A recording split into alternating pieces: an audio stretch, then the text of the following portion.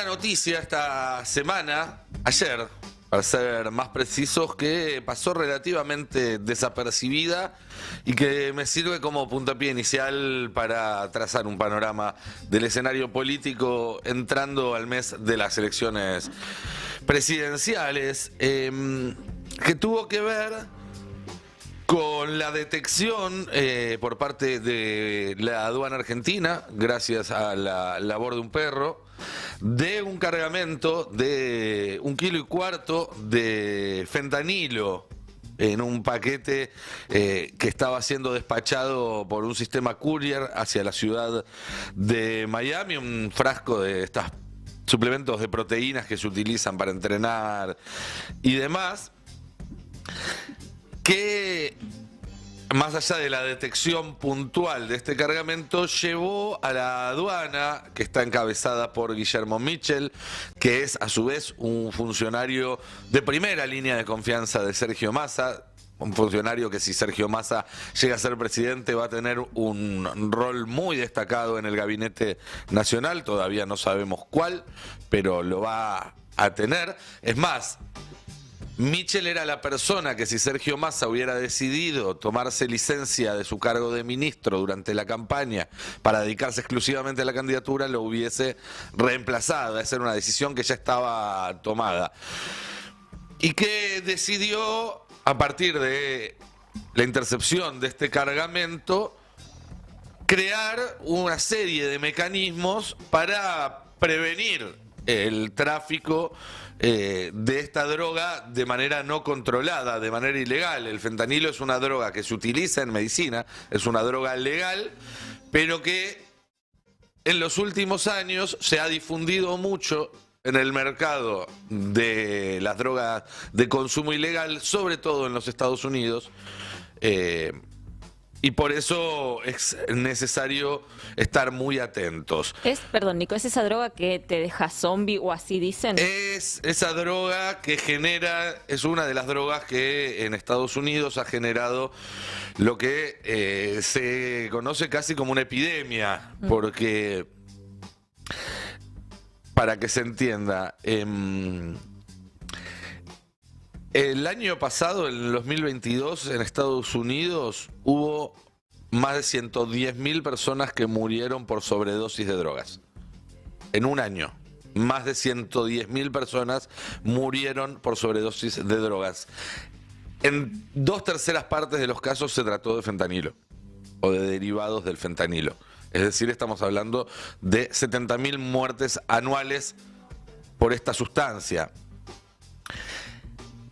Circuló bastante un gráfico esta semana al respecto que da cuenta de que en los últimos 20 años, si uno compara 2002 con 2022, la sobredosis de droga se ha convertido en los Estados Unidos en la principal causa de muerte en personas de 18 a 45 años en más de 30 estados y en total del país.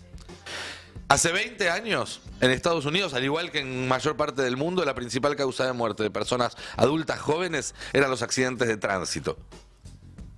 Hoy, de los 50 estados de Estados Unidos, en más de 30 es la sobredosis por droga y en otros 12 o 13 es el suicidio, que es otra problemática asociada.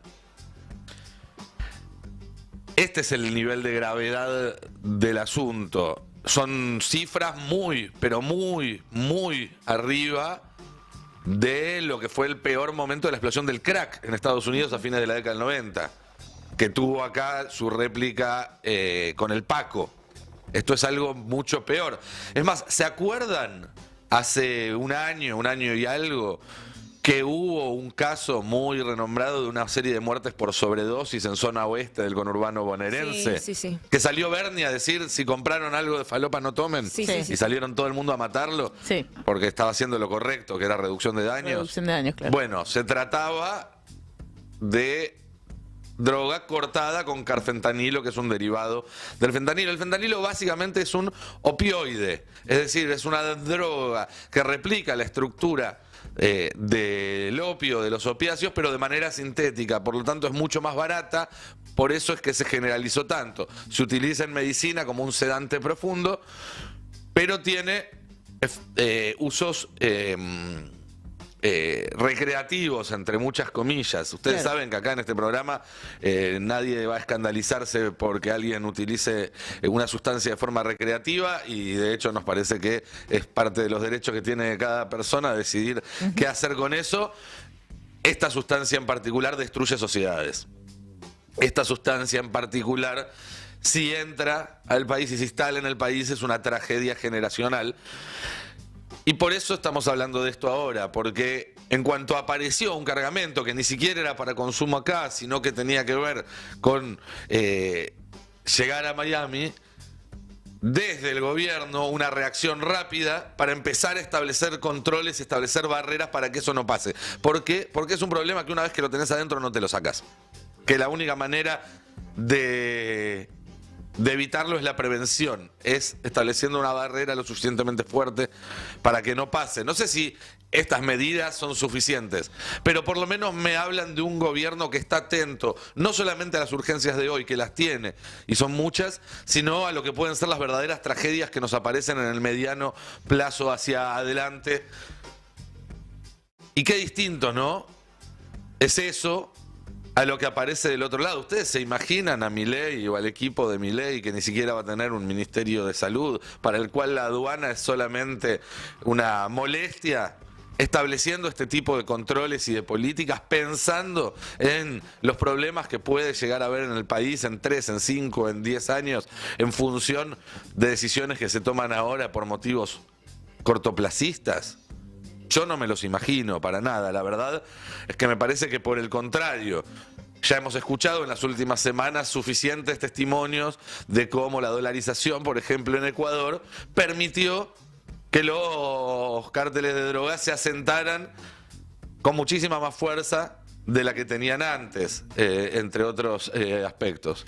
Dolarización más recorte y subejecución presupuestaria, recorte de ministerios. Sí, claro. Que justamente es la propuesta. Es el combo que están proponiendo en este momento desde el partido de Milei, cuando no están abiertamente reivindicando el nazismo. Que ya a esta altura del partido no puede ser una casualidad que cada vez que tengan que usar una metáfora solamente se les vengan a la cabeza niños violentados y nazis. Obviamente ahí hay alguna cuestión.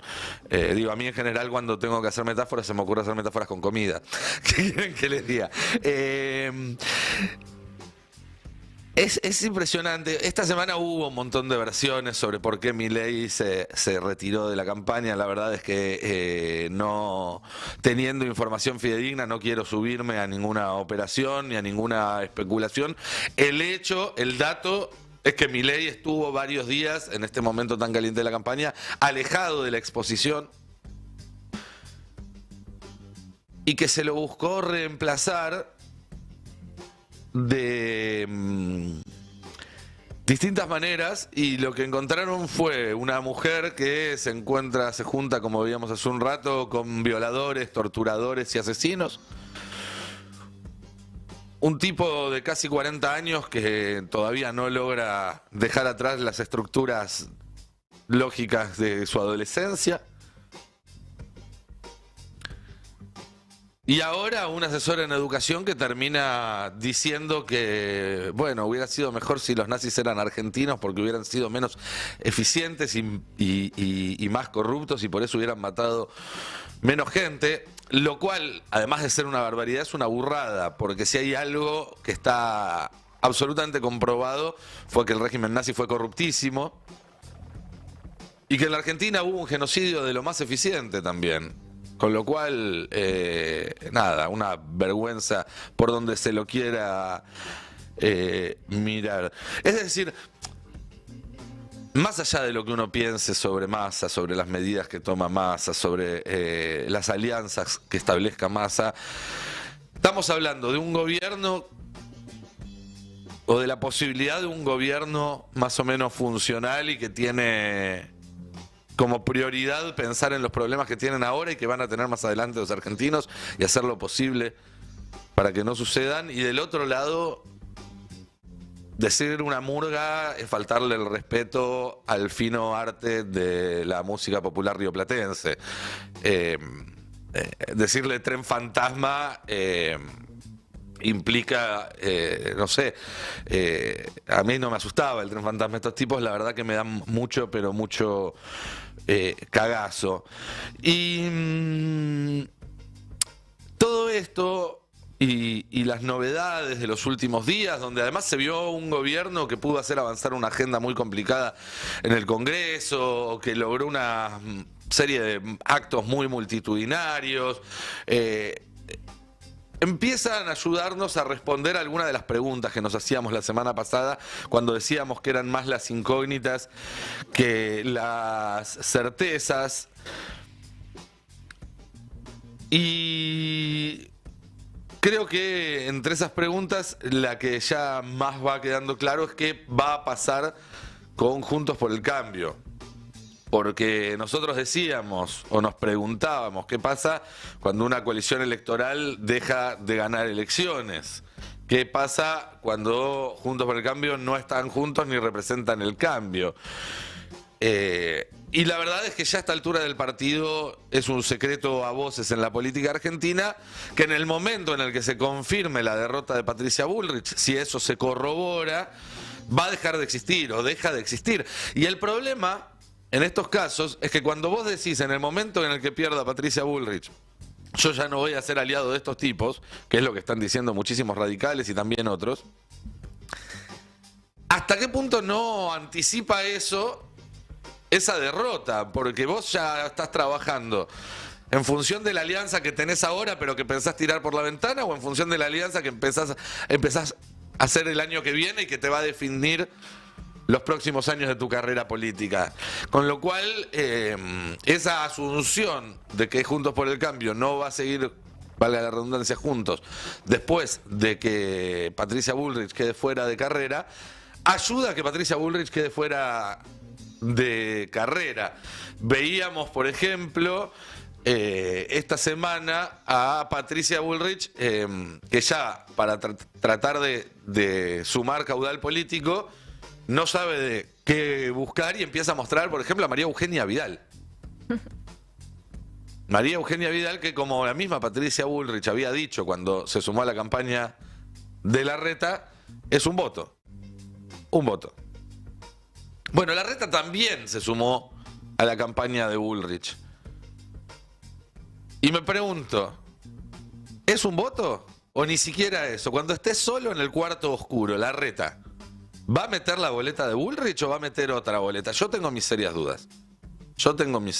No lo vamos a poner en ese trance al pobre Horacio, que bastante mal la pasó últimamente, pero dejémoslo a solas con su conciencia en el momento en el que vaya a votar. Otra de las preguntas que nos hacíamos tenía que ver con el techo de Javier Milei. Nos preguntábamos nosotros, ¿tiene de dónde sacar Javier Milei los millones de votos que le faltan para pasar del 30% al 50% más uno?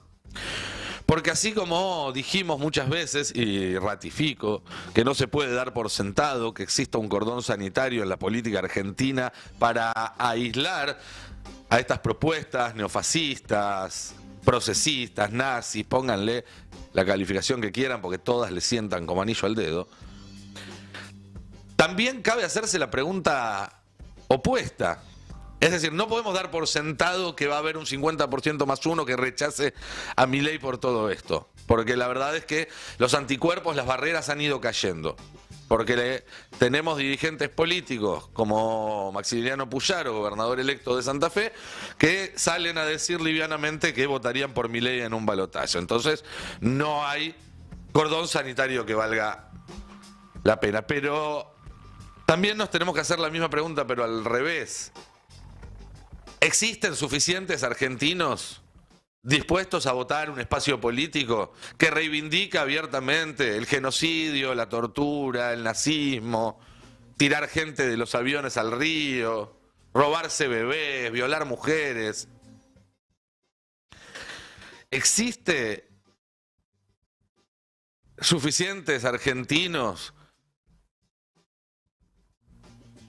que vayan a votar una prédica violenta como la que vienen mostrando esos candidatos, Bueno, yo tengo mis dudas, yo tengo mis serias dudas al respecto. Y creo que mañana en el debate, si Milei asiste, muchas de esas dudas pueden empezar a cristalizarse. Vamos a ver cómo funciona. Y después está por verse lo que haga el oficialismo. Que esta semana, más que nunca, o desde esta semana habría que decir más que nunca, y se va a acentuar a partir del debate de mañana, es Massa. Hubo un spot que subió, un muy buen spot diría yo, que subió Unión por la Patria, que el spot está basado en el candidato, ¿sí? Mostraban fotos de cuando era chico, cuando fue creciendo, de su carrera política. Y la marcha que hubo ayer en el Congreso, muy importante, creo que por primera vez en una marcha de Massa. Y definitivamente lo que sucedió adentro del Congreso esta semana en el Senado fue Massa, fue masismo. Esa articulación que permitió simultáneamente hacer avanzar ganancias, que era su proyecto de ley, el que era su caballo de batalla en ese momento de la campaña, pero también destrabar la situación de la jueza Ana María Figueroa, también resolver el tema de las universidades. Bueno, fue una maniobra de rosca política que lleva el sello de Sergio Massa. Y que lo hace además contestando una pregunta que para mí es clave en esta elección, que es, ¿qué vas a poder hacer? No qué pensás, no cuál es tu propuesta, sino qué vas a poder hacer una vez que tengas la lapicera. ¿Por qué es clave? Bueno, entre otras cosas porque se viene de una experiencia muy decepcionante en ese sentido, con un presidente que llegó a la Casa Rosada y no supo hacer aquello para lo cual había sido electo. Sí supo hacer un montón de otras cosas, pero no aquello para lo que fue electo, y por eso la enorme decepción que hay hoy en día con el gobierno que está terminando. Bueno, Massa esta semana pudo decir: yo soy distinto. Si gobierno yo, las cosas se van a parecer más a esto que a aquello. Las leyes se van a aprobar y se van a aprobar rápido. El Congreso no va a estar trabado porque no da la correlación de fuerzas. La correlación de fuerzas la vamos a construir. A Milei le dicen: no vas a tener mayoría en el Congreso, ¿qué vas a hacer? Y Milei se pone como un niño caprichoso a hablar de decretos, de plebiscitos, de cuestiones que son probablemente impracticables. A Massa le preguntan: ¿cómo vas a hacer? Y va y hace. Está bien, tiene la ventaja de ser funcionario, de ser oficialismo. También eso tiene otras desventajas, como tener que explicar el 120 y pico de inflación. Pero tiene la lapicera y mostró que la pudo usar. En particular es interesante hacer foco, y con esto voy terminando, en esta sesión del Senado en particular. Porque miren lo siguiente: consiguió una mayoría que en los últimos meses no estaba. Esta sesión fue una sesión que se intentó hacer varias veces y no tuvo número. Lo hizo sumando aliados. Aliados de gobiernos provinciales que en general se caracterizan por ser sumamente conservadores en sus apuestas. El hecho de que los neuquinos, que además esta semana le regalaron un acto impresionante a Sergio Massa, un acto donde estaban el MPN, la facción del MPN que le ganó al MPN y el peronismo neuquino, todos juntos. Es una reconstrucción de una mayoría, ahí también hay una señal.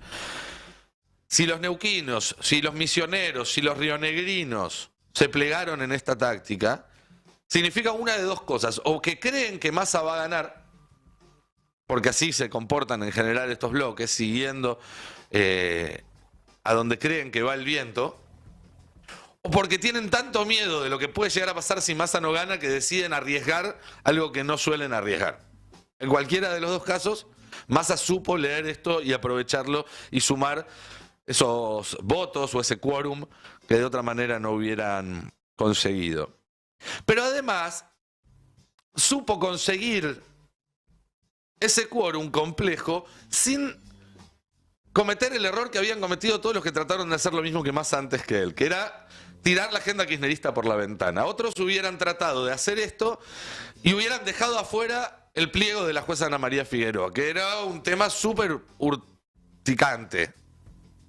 Y que probablemente muchos de los senadores y de los gobernadores que fueron y se sentaron y pusieron el voto hubieran preferido que quede afuera. Pero Massa entendió que para hacer la superación del kirchnerismo, la sucesión del kirchnerismo, no lo podés tirar por la ventana, tenés que contenerlo.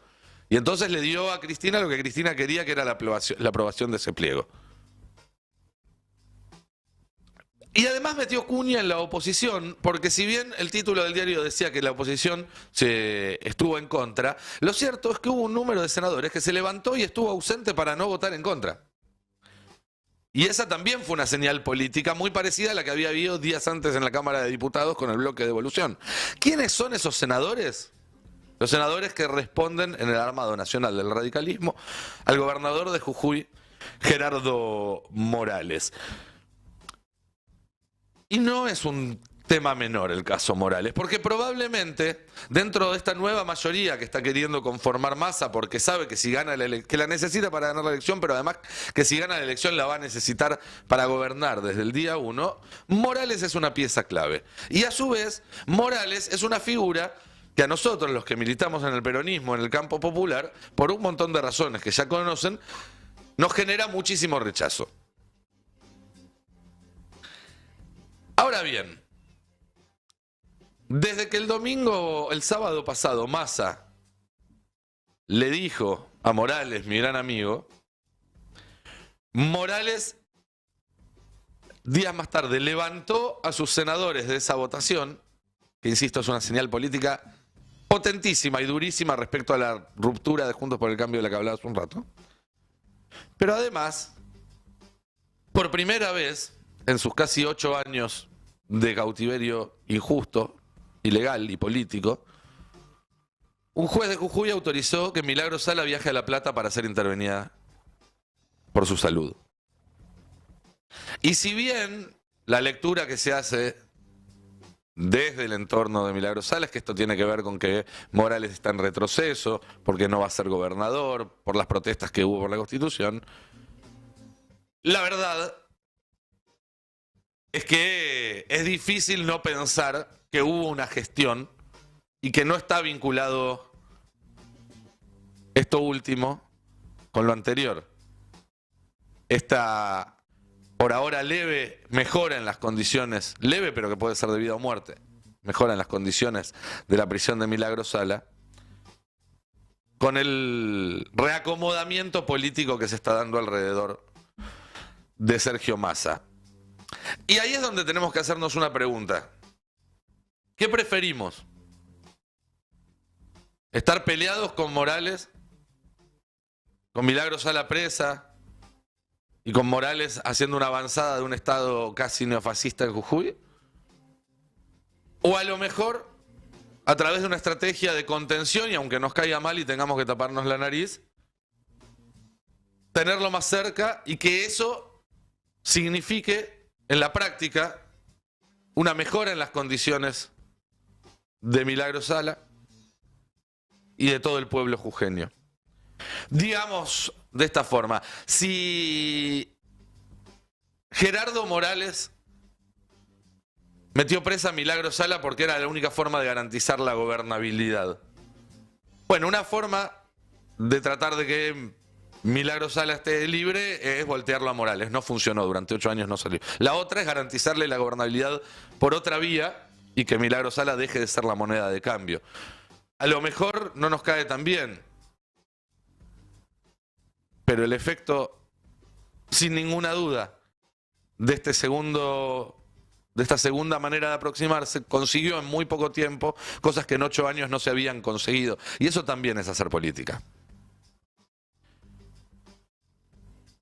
Entonces, y para resumir, estamos empezando octubre, en 3 semanas se vota y se elige entre alguien que va a hacer política y una banda de nazis, fachos, defensores de genocidas, que lo único que tienen para ofrecer es violencia. Me parece que no hay mucho más para decir al respecto, por lo menos por ahora. Veremos el sábado que viene. Un país unido por la radio.